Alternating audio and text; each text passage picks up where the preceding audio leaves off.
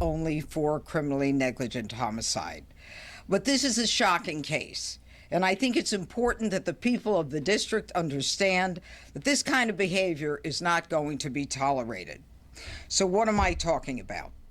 I'm talking about basic standards of care that need to be implemented in those medical facilities that care for the weak and the vulnerable in our society. This one-count indictment stems from an event that occurred at the Psychiatric Institute in Washington, and it involves an event that occurred in the medical unit. 3 individuals have been charged. Nelson Kuma, a psych tech, Rich Hanu, a psych tech, and Norma Munoz Bent, who is a registered nurse. They are charged with knowing failure to discharge the duty to provide care and services necessary to maintain the health of an individual that we will refer to as GW, a vulnerable adult, including medical services that a reasonable person would deem essential for the well-being, which ultimately caused his death. Now, according to the evidence that we will prove at trial, GW was a patient who just 2 days earlier had had an emergency event and there was a code blue. He was resuscitated and he was fine. Now, as a result of his being at this facility, he was one of those patients who was on what's called one-to-one care, which means that someone is supposed to be caring for him, watching for him, and every 15 minutes, someone is supposed to be checking his medical and doing a health check and entering information into a record. Now, I want you to just follow me for a couple of minutes. It is 12:38 in the afternoon. We know all of this because there is a video. The individual, GW, a 58-year-old man, is in a room. It appears that he's starting to have labored breathing. He is on a mattress on the floor. He has no clothes on. He has a sheet that's halfway pulled up his body. At 12:38, the first tech comes in. He sees the patient on the side, on the floor, with his face toward the side, pretty much in a down position. And, he notes that he's not breathing properly. He does nothing for 4 minutes. He walks around. He does nothing. A second tech enters the room. They fist bump each other, and for 7 minutes, they have a very animated conversation. It's as though the patient on the floor, who was suffering from labored breathing, is not even there. At 12:49, we're almost 10 minutes later, the RN comes in, the registered nurse. She too stares at the patient. She puts her hands on her hips. She doesn't touch the patient. She's standing by his feet. And a minute later, after she continues to stare at him, she walks out of the room. And at 12:51, no one has done anything, but they bring in a cuff to check his blood pressure. Where do they check his blood pressure? They check his blood pressure on his forearm. Not above his elbow, but on his forearm. And the cuff that they use is too small. So then they go out to get a larger cuff. And the registered nurse brings back a machine with the larger cuff.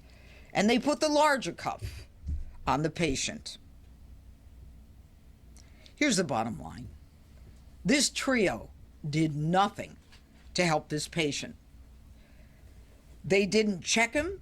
They didn't reposition him. They didn't turn him. They didn't call a code blue. They didn't check his pulse. They didn't attempt CPR. They didn't initiate resuscitation efforts. They did nothing. Instead, they chatted, they walked around, they didn't touch him while he lay on a mattress dying. Now, for 21 minutes, this is what happened. at the Psychiatric Institute in Westchester. They finally turned the man over at 12:56, and they gave him a chest compression 21 minutes later at 1:01. This man didn't have a chance there. He was left to die when they violated the most basic standard of medical care. They abandoned even basic entry-level medical competence. They stood over him without offering help. I want to thank an organization called Disability DC. This is an organization that reviews and investigates abuse and neglect of vulnerable adults and children and youths with disability. I want to give them credit for the work that they do.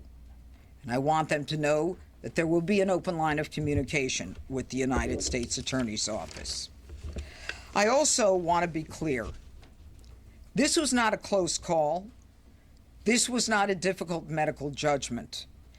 This was basic entry-level incompetence.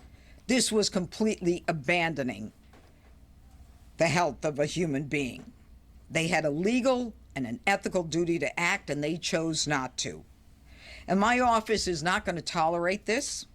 This level of indifference in a facility will be prosecuted, especially in a facility that is meant to treat vulnerable people.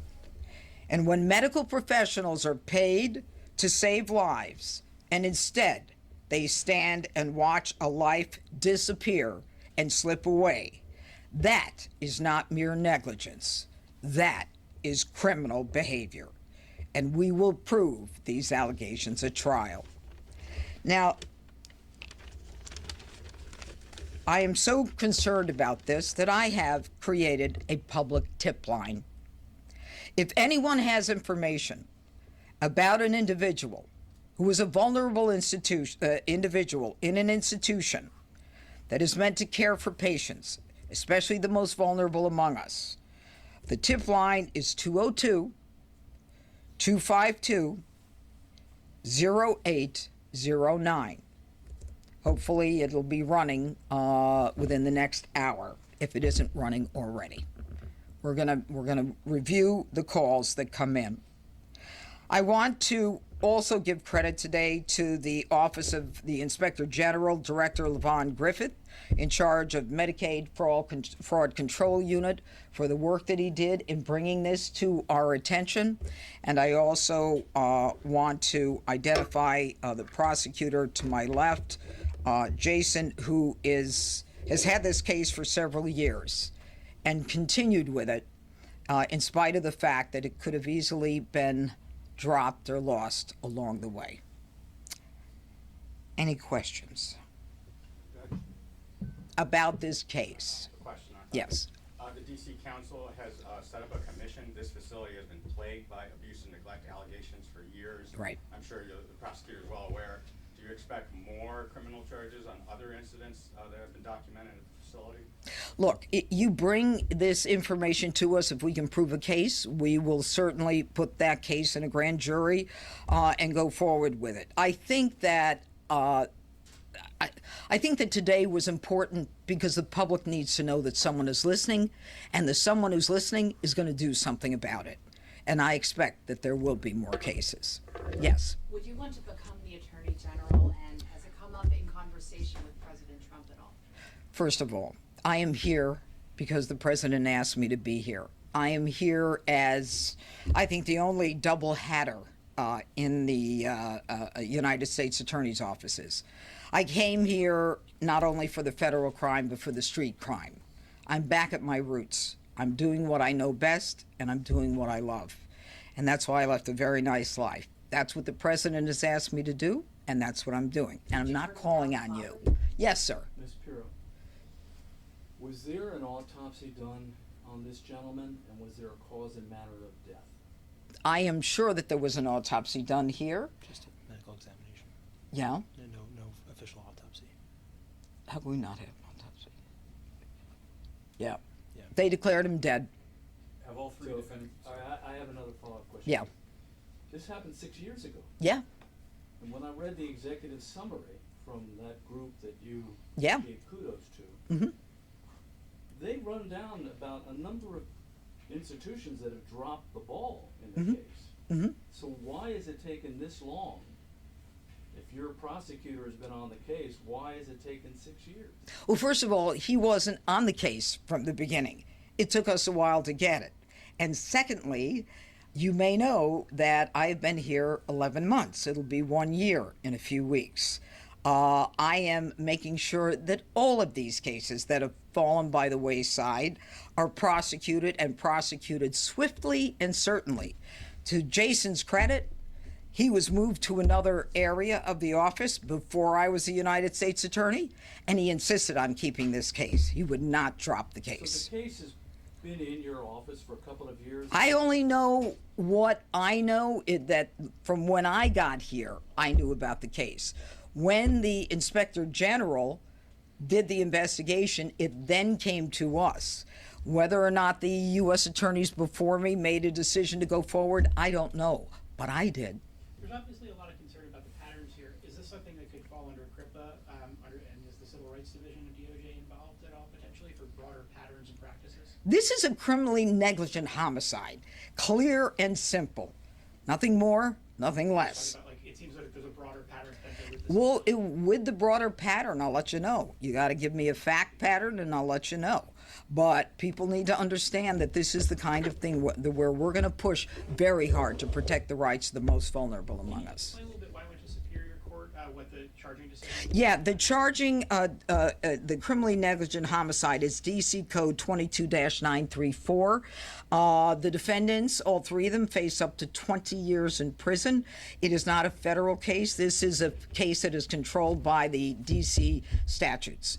So it wouldn't go to Superior. Why are the charges limited to these three people in the room and not their supervisors who presumably have some responsibility? Because we have to prove the case where people are actively involved. Supervisors might be part of a civil lawsuit, but in terms of my case and causation of the people involved who had the duty to act, it's the people who were in the room, the people who saw, the people who assessed, the people who were responsible. That's the criminal law. Have all three defendants entered pleas? Not guilty yesterday. All three? All three.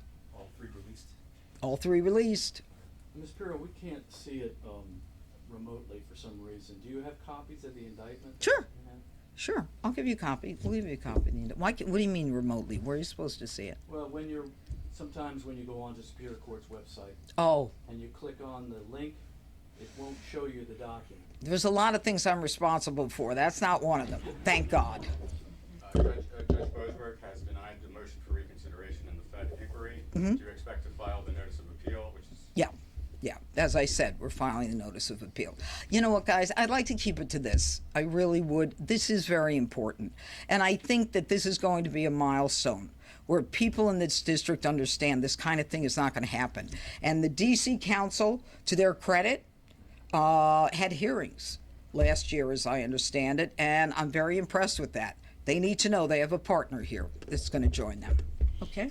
This is a case that you're talking about regarding Superior Court having this press conference on it. There are recent reports that the Civil Division of Main Justice is going to be doing some work potentially on cases in the federal court. Is your strategy right now to back away from federal court cases, especially ones related to public corruption or other major cases, and instead focus your attention on Superior Court right now? I don't know where you got that from, but the answer is that's not the case at all.